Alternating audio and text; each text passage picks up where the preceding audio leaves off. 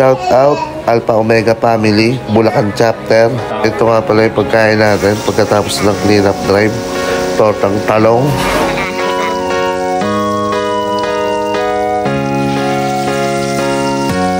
Naluto na nga yung pagkain natin. Tara at magsalu-saluhan natin to mga kapatid.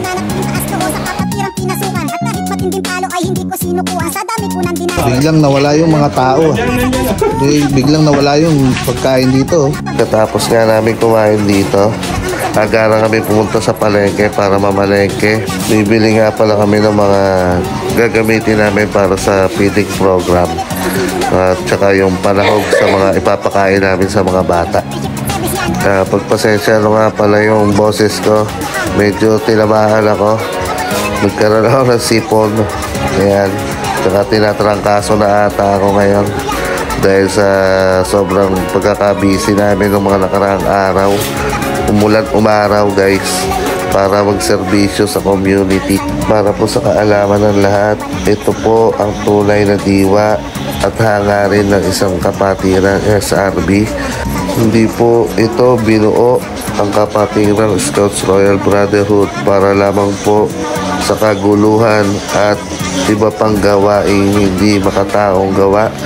Ito pong SRB ay ginawa upang tubugin ang mga kabataan at maging isang mabuting mamamayan.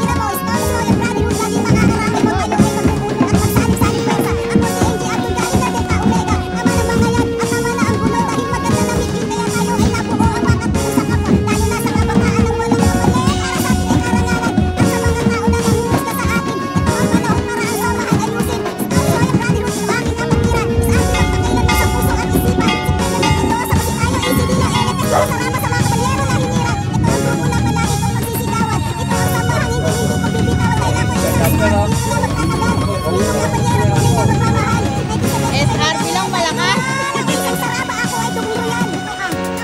Kahit bumabagyo tuloy. Walang pipigil sa SRB.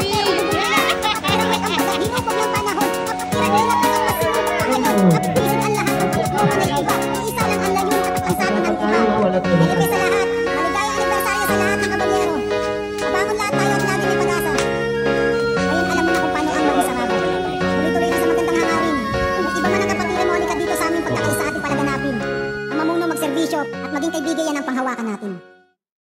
Ito ang kapatiran na 5 dekada na. Kapatiran na hanggang ngayon ay nagkakaisa. Kapatiran matatag at merong pusong moral. Kapatiran na matibay at merong bubuluyan. Kapatiran may ambag at hinubog ng panahon. Kapatiran tinatag at pasinulong pa ngayon. Kapitwisin ang lahat ng pagkakluman ay iba. Iisa lang ang layon at ang sabi ng iba.